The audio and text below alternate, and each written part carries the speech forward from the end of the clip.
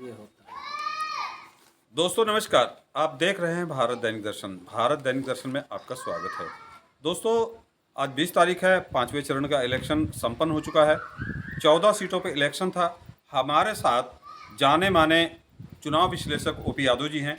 उनसे जानते हैं कि इस समय जो इलेक्शन हुआ है, इलेक्शन में क्या स्थितियां बन रही हैं, किस पार्टी को क्या परसेंटेज या क्या वोट मिल रहा है, और सीट वार 14 सीटों पर हम चर्चा करेंगे ओपी यादव जी से। ओपी यादव जी, स्वागत है आपका। नमस्कार नमस्कार, आपका भी स्वागत है, आपकी पूरी टीम का तो सर हम ये जानना चाहेंगे कि अभी जो आज इलेक्शन वोटिंग हो चुकी है, नेताओं का भविष्य बक्से में बंद हो चुका है, तो क्या स्थिति रहेगी इस बार जो इलेक्शन हुआ है बीजेपी और इंडिया गठबंधन में?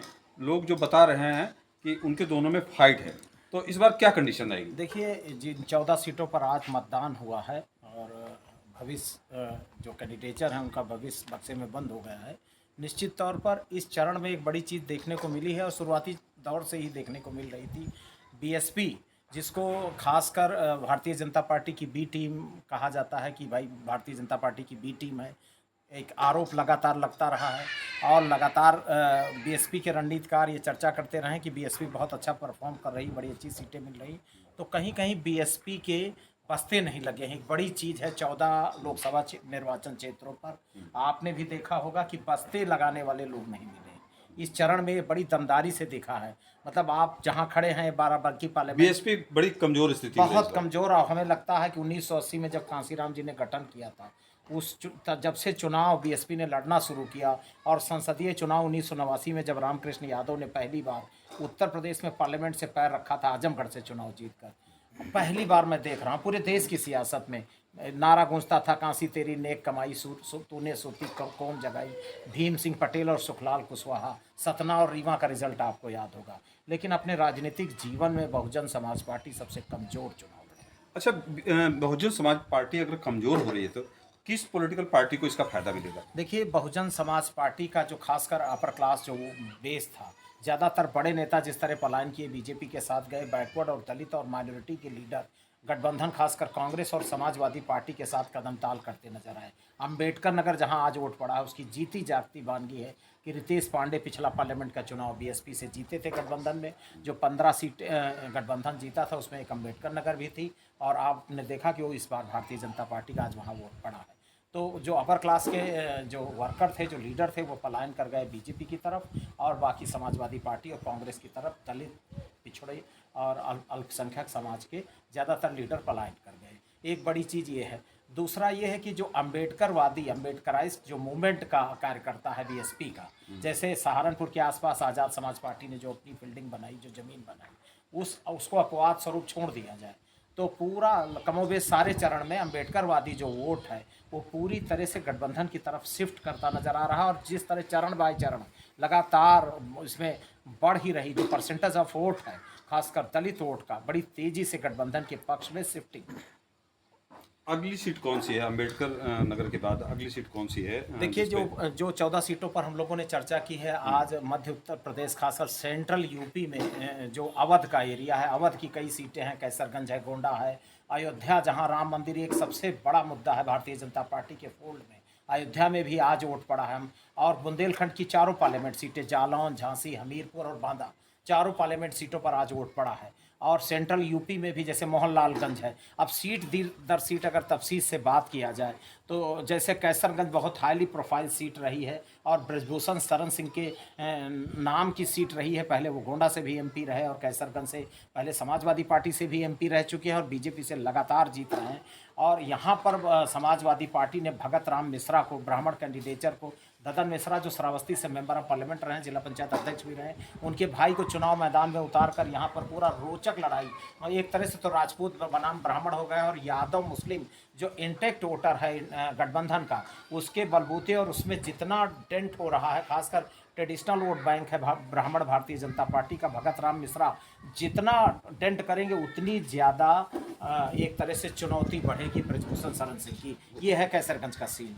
बीएसपी कोई बहुत खास नहीं कर पाई है कैसरगंज में। दूसरी सटी हुई पार्लियामेंट है गोंडा। गोंडा से मनकापुर स्टेट से राजा कीर्तिवर्धन सिंह, पहले समाजवादी पार्टी से भी मेंबर ऑफ पार्लियामेंट रहे हैं। इनके फादर अखिलेश यादव की सरकार में कृषि मंत्री हुआ करते थे। लोग कहते हैं कि राजा आनंद सिंह को अखिलेश यादव खुद घर से बुला करके लाए थे मुलायम सिंह जी, और उनको चुनाव लड़ाया गया था गौरा से। वो कृषि मंत्री थे, उनके बेटे बीजेपी के कैंडिडेट हैं। और यहाँ पर बेनी प्रसाद वर्मा जो एक ज़माने में कैसरगंज से मेंबर ऑफ पार्लियामेंट रहे और भारत सरकार में इस्पात मंत्री रहे, और मुलायम सिंह के साथ भी 1996 की सरकार में मंत्री रहे। बेनी प्रसाद वर्मा जो सेंट्रल यूपी की खासकर कुर्मी लैंड के मजबूत नेता गिने जाते थे, समाजवादियों के कद्दावर नेताओं में शुमार होते थे। उनकी पौत्री सेया वर्मा के बीच में सीधी सीधी टक्कर है, और यहाँ पर गठबंधन जो है खासकर पीडीए समीकरण के बलबूते, खासकर कुर्मी, मुस्लिम, यादव और दलित समीकरण के सहारे राजा कीर्तिवर्धन सिंह को बड़ी मजबूत चुनौती दे रहा है।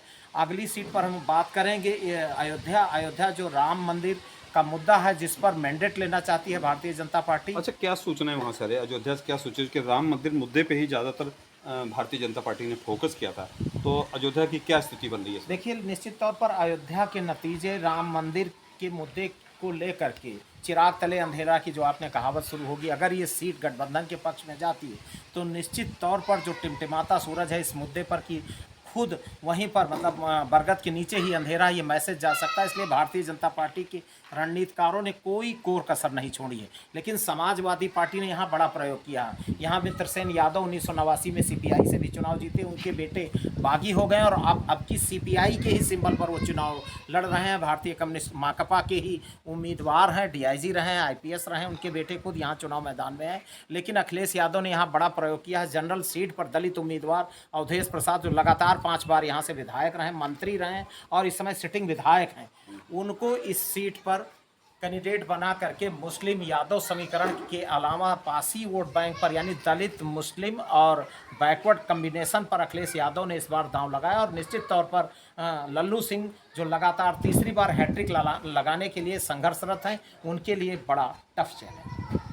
अगली सीट, अच्छा, मिला जुला सारी सीटों 14 सीटों का बड़ा लंबा वीडियो, बड़ी लंबी हो जाएगी, बातचीत बड़ी लंबी हो जाएगी, क्योंकि आप एनालिसिस हैं, तो आपके पास ऐसा तो सर्वे सूचनाएं कहीं ना कहीं से आ रही होंगी, तो क्या सूचनाएं आ रही हैं कि कौन भारतीय जनता पार्टी या अखिलेश का पीडीए गठबंधन, जो कांग्रेस इनका गठबंधन आगे जा रहा है, कौन आगे जा रहा है? देखिए, इस बार लखनऊ को छोड़ दिया जाए। दूसरी सीट है जो झांसी, लखनऊ को छोड़ दिया जाए तो 14 सीटों पे मान के चलिए कि लखनऊ में गठबंधन ने बहुत मजबूती से चुनाव नहीं हो पाया है। दूसरी सीट है झांसी, जहां पर मैं मानता हूं कि एनडीए के पक्ष में भी मामला बन सकता है। अच्छा, लखनऊ में ऐसी क्या कंडीशन बनी? लखनऊ में क्या कंडीशन थी, किस वजह से जो पीडीए नहीं लड़ पाई? देखिए, 89 में मानधाता सिंह यहाँ जनता दल से चुनाव जीते। लगातार यहाँ समाजवादी पार्टी हो कि कांग्रेस, प्रमोद कृष्णम भी यहाँ चुनाव लड़े, यहाँ मुजफ्फर अली लड़े, यहाँ राजबब्बर लड़े, यहाँ डॉक्टर करण सिंह लड़े। गठबंधन ने और खासकर समाजवादी पार्टी और कांग्रेस ने यहाँ काफ़ी प्रयोग किए। रविदास मेहरोत्रा भी, चूँकि खत्री और पंजाबी समाज से आते हैं, एक प्रयोग ही है। लगातार यहाँ पर अपोजिशन ने प्रयोग किया, और एक तरह से ये आरएसएस का हेडक्वार्टर, एक समझिए कि ब्राह्मण और वैश्य समुदाय का ज़्यादा वोट है और सिया बनाम सुन्नी भी होता है। तो निश्चित तौर रविदास मेहरोत्रा मंत्री रहे, लगातार विधायक रहते, बड़े ताकतवर और बड़े मेहनती नेता। लेकिन जो चीज़ें होनी चाहिए लखनऊ सीट पर, क्योंकि आपके पास जो वोट बैंक है, वोट बैंक की बड़ी कहानी तो मैं मानता हूँ लखनऊ भारतीय जनता पार्टी के फोल्ड में ही जाएगी। लेकिन बाकी सीटों में आप देखिए कि हमीरपुर जो लोधी बाउल पार्लियामेंट सीट है, अजेंद्र राजपूत के पक्ष में पहली बार लोधी लगभग 50% लामबंद हो रहा है।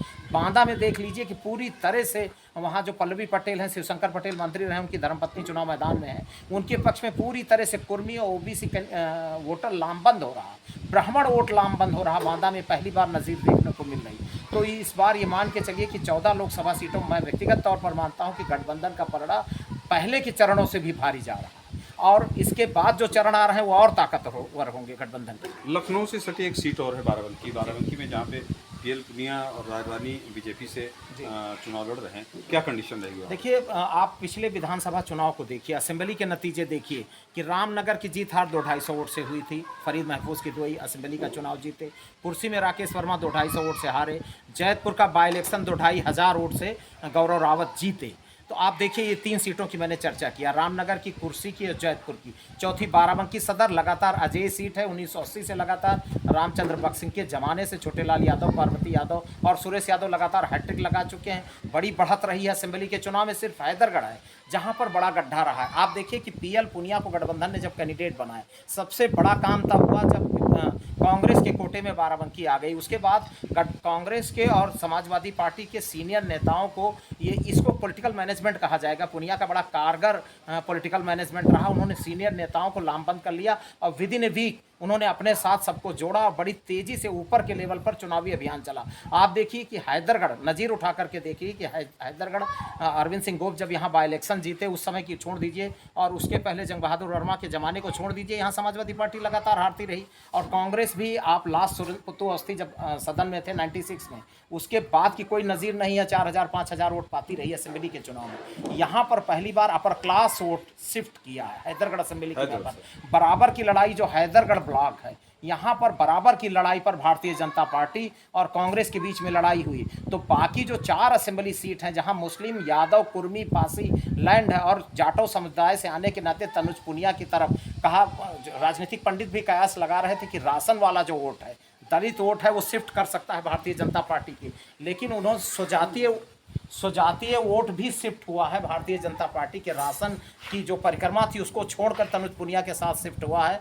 तो जो कहीं गड्ढा हैदरगढ़ में था वो गड्ढा दूसरी विधानसभा से भी पड़ सकता है, और हैदरगढ़ में भी पुनिया को पहली बार मजबूती के साथ अपर क्लास ने और ओबीसी की जो नॉन यादव कम्युनिटी थी, खासकर कुर्मी मतदाताओं को, बाराबंकी में इतनी ज़बरदस्त हलचल कुर्मी मतदाताओं में इस बार हुई है, वो शायद इतिहास है, नज़ीर है। तो मुझे लगता है कि बाराबंकी गठबंधन के पक्ष में है। हार जीत पैमाना 50,000 हो सकता, 30,000 हो सकता, 20,000 हो सकता, लेकिन निश्चित तौर पर गठबंधन के पक्ष में। अच्छा, आपसे लखनऊ से सटी एक सीट है रायबरेली, जहाँ पे पारंपरिक सीट है इनकी कांग्रेस की, वहाँ पे क्या कंडीशन रहेगी? देखिए रायबरेली बिल्कुल साफ है गठबंधन के पक्ष में, अमेठी बिल्कुल साफ है गठबंधन के पक्ष में। उसका कारण है क्रॉस वोटिंग, जब असेंबली की क्रॉस वोटिंग हुई, मनोज पांडे और गायत्री प्रजापति की जो धर्मपत्नी है उन्होंने गैर हाजिर रही असेंबली से, और राकेश प्रताप सिंह ने क्रॉस वोटिंग किया। आप देखिए अखिलेश यादव खुद एक्साइटमेंट जोन में है, खूब गर्मा गर्म बातें कर रहे हैं इन विधायकों के प्रति। चर्चा थी कि रायबरेली में मनोज पांडे को एनडीए उम्मीदवार बना सकता है। जब मनोज पांडे को उम्मीदवार नहीं बनाया गया तो मनोज पांडे के समर्थक नाराज हुए और वो पूरी तरह से दिनेश प्रताप सिंह के साथ नहीं लगे। सदर से लगातार चुनाव जीतते रहे अखिलेश सिंह, और उनकी बेटी अदिति सिंह जो बीजेपी से विधायक, वो भी नाराज दिखे, क्योंकि जिला पंचायत लोकल इसी को लेकर के दोनों राजपूत लीडरशिप में अनबन है। ये भी सार्वजनिक हो गया। तो जो और एक बड़ा डेवलपमेंट ऊंचाहार में हुआ, कुंवर अजयपाल सिंह असेंबली के चुनाव में चले गए थे भारतीय जनता पार्टी के फोल्ड में, उनको वहां भी टिकट नहीं मिली। फिर गांधी फैमिली से वार्ता के बाद वो वापस लौटे। आप देखिए कि सिंबल वही कलेक्ट कर रहे थे, तो कुंवर अजयपाल सिंह की शिफ्टिंग इधर हो गई।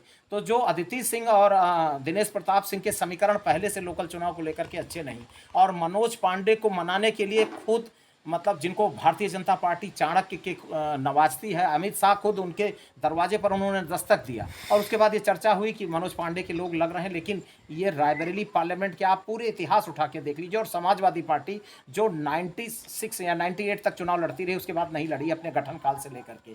तो जो समाजवादी पार्टी का ट्रेडिशनल वोट बैंक है, और कांग्रेस ने खुद राहुल गांधी यहाँ चुनाव मैदान में है, तो निश्चित तौर पर एक तरह से विरासत जो है वो उसके पक्ष में है मामला। और यहाँ पर इंडिया गठबंधन बहुत मजबूत पोजीशन है।